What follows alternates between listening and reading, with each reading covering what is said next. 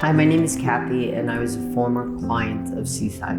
I was 13 when I started drinking, and we actually snuck those little nips beers in our socks into the movie theater. So everything that we did, drinking was involved. You know, when I smoked pot, I got caught in the schoolyard, sitting in a stolen car, but we didn't know it was stolen. We were pretty innocent kids. But my parents, the cops were called, and that was the first time I ever experienced any consequence for partying, but it was so minor. It was just embarrassing, and my parents were really pissed off. Growing up, it was a badge of courage to drink. Like the guys would say to other girls that they met from different streets that we grew up on, oh, wait till you see the 45th Street girls, they could drink you under the table.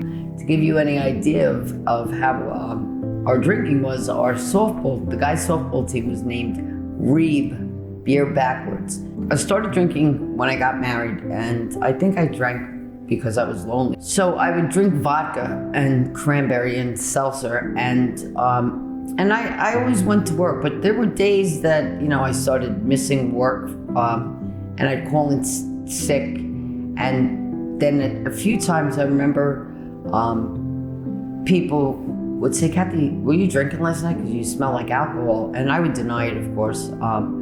June of 2001, I got a divorce from my husband. July 31st, 2001, I was on my way to my mom's house, and I had been drinking the night before.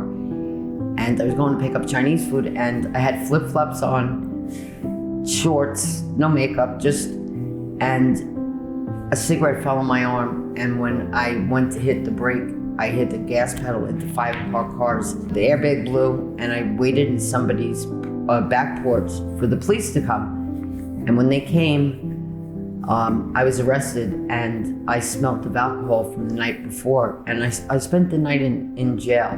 So at that time, I was a guidance counselor in high school, and when I had come home, my assistant principal of guidance called, and he said, Cathy, we love you, but you have to report this to the Board of Education. Anytime you get arrested, you have to report it. That was in the summer, and the first day of school, when I went back to school, I was immediately removed from my position as a guidance counselor, and I was put in what they called the rubber room, and I had to sit with other teachers that were suspended. I was placed in Staten Island, and for 8 months, I sat in a library helping the librarian, like in the basement of the school. And I had to go back to court every month. And they kept dismissing the case. And eventually, the case I pleaded to driving while impaired, but I was really just impaired because of a burn on my arm. June of 2017, and that's when I first arrived at Seaside.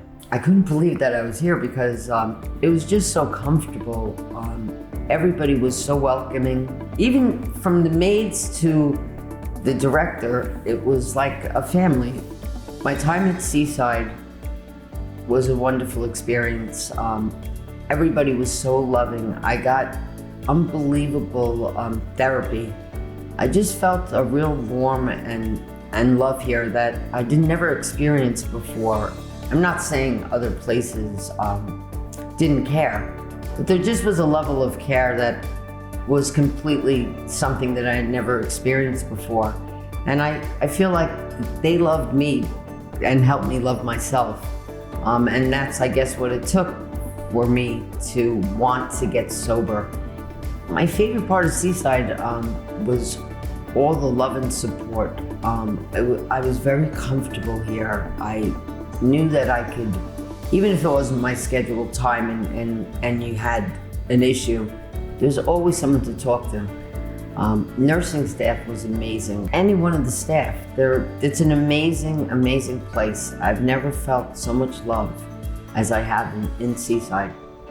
I know it's a hard thing to admit, and you think it's like my life is over because I'm an alcoholic or I'm a drug addict.